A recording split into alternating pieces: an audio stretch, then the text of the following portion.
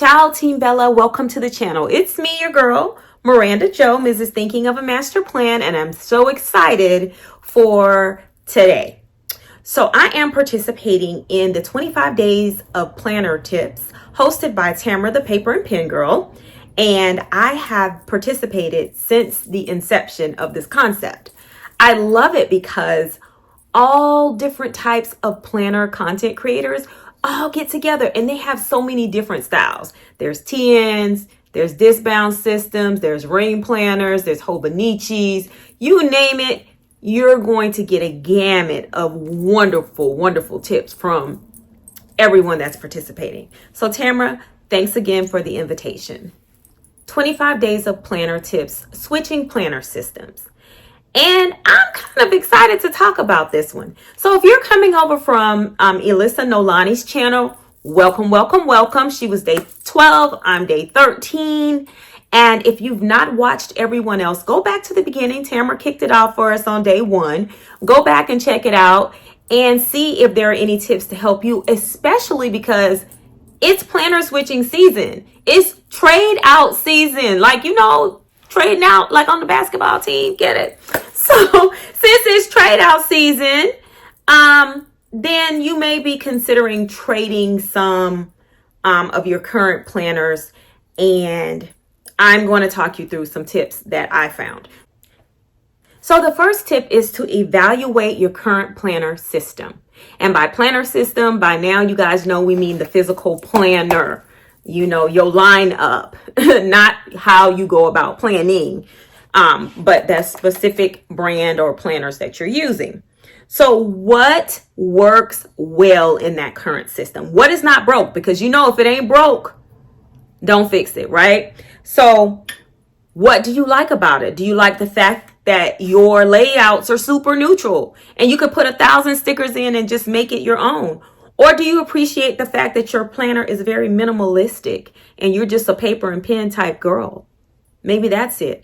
So whatever your thing is that you like and what's working well with that system and what kept you going back to that planner week after week after week here during the year of 2024. And now on the flip side of that, I also want you to evaluate what's not working. Why were you not inspired to open that planner? What gave you planner's block? It happens. It happens to the best of us. And notate that, because once you have those things determined, then step 2 will be easier. Because now you know what you like about your system. Those are things you want to keep. And then things that you need to change in your new planner system. So me, I love to do research, okay? So I would go to Instagram and I would look at different brands of planners. I would look at different layouts, how other people are decorating those planners. YouTube, there's a plethora of information. And you know, the TikTok, you can find out a lot of stuff on the TikTok. So I would just really do my research. I would go to the brand Instagram pages. I will go to their websites and I will do research. Once you've done that comprehensive research, then you want to break out your list of the things that you liked, that you didn't want to change about your current system, and you're going to match it up, okay? And the things you didn't like, hopefully now that you've done your research, and don't overwhelm yourself. Forgot to say that, do not overwhelm yourself. I pick a couple of brands, couple of layouts. I wouldn't take it over the top because we don't want to become overwhelmed and frustrated. So make sure that the things that you did not like or the things that did not work for you in your current system, and those are the things you're looking to change, make sure that those companies or those types of planners that you do try to align those two things. And then, believe this one or not, if you're like me, I have tried all the planners. I've tried disc bound. I've tried spring planners, different layouts, horizontal, verticals, weeklies, you know, the bounded planners, dot grid journals, bullet journals. Like, I've tried it all. So the first thing that I do after I determine what's not working for me is I shop my stash. That's important, because if you don't have to spend coins, why would you, right?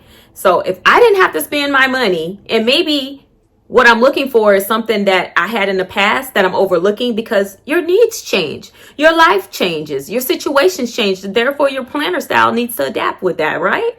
So that is exactly what I would do. I'm going to give you guys a prime example. So I'm probably about 75% sure of what my planner lineup is going to look like for 2025. That video is coming shortly too, by the way, so make sure you tune in. But there are some things that I just don't know what I want to do, like my faith planner. Like, I will be very transparent and very clear. That's one that I'm struggling. Not that I'm not reading my Bible, and not that I'm, I don't have that spiritual piece going on for myself, but I want to notate it and document it in my planner. I like when I do that. Like my daily scripture writing, that was a thing for me. And I felt like it made me get in that Bible every day, because you know what? Now I'm going to put this in my planner. It's going to be beautiful, and I can go back and I can reference it and all of that. But 2024, your girl fell off, all the way off with that. So I was thinking, I was like, what am I going to do? Because I don't really have a daily planner. I really enjoyed doing it in a daily planner, but I don't want a huge footprint for this daily planner. So I actually was not looking for this planner, but let me show y'all what I got. So I traveled today. I had a day trip, and I had to be at the airport at 4:20 a.m. this morning to catch a flight. So I was like, oh, I just want to grab a small notebook. I don't want to take my whole planner. I don't want to take my work planner, because I use a big planner for my work planner right now, and that's just going to make my bag heavy, and I don't want to do that. But as I reached on the shelf, this thing came out. Do y'all see that? 2023? It's probably backwards. 2023. And I was like, what foolishness is this? So when I opened it up, I'm looking through it, and I think that it's going to satisfy my needs. So let me break down my steps. So I already knew that I wanted something that I could decorate that's pretty neutral for my faith planner, and that I could just have enough room to write a scripture and put a few stickers and coordinate those colors on a daily basis. I knew that that's what I needed. I also understood that the system that I had last year isn't working for me this year, because I would have an entire page to decorate. And for some reason, hashtag life changes, right? That's overwhelming for me, and I don't want to decorate the whole page. But it's not that I don't want to do it. So when I pulled this out, lo and behold, it is a monthly productivity planner.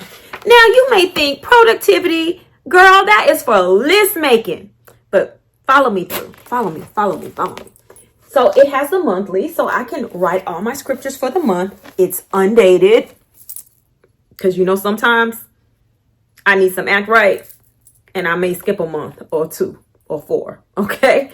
But it has the month, so I can put my scripture there. It has a habit tracker. I'm not going to use that.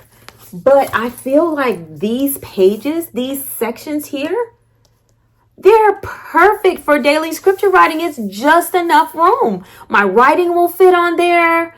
I can still decorate it. It's neutral enough. I can write the scripture and the date up top. And guess what? Even if I skip the date, it's okay, because I can just write another day. I could just write the date. If this is the first and I skip the second, I can still go first, third. I can still do that. So that is a way that my tips, I've put them into place literally today. Like, did I plan this? No, I'm a planner babe, but I'm not that good, right? Okay, future Miranda speaking here. So I thought it was important to show you what I meant about my previous faith planner. This is what I used to do daily for my daily scripture writing. So as you can see, it is an entire page. So here is that 2023 planner. And there's that monthly setup. And then there's the habit tracker page. And then here are the pages that I want to use to write my daily scriptures on. I think that will definitely work. And as you can see, it is a much, much smaller footprint than this. this is one day on one page. So that's the goal. And future Miranda wanted to show you that because I forgot to record that. I didn't think to record that when I was recording the video.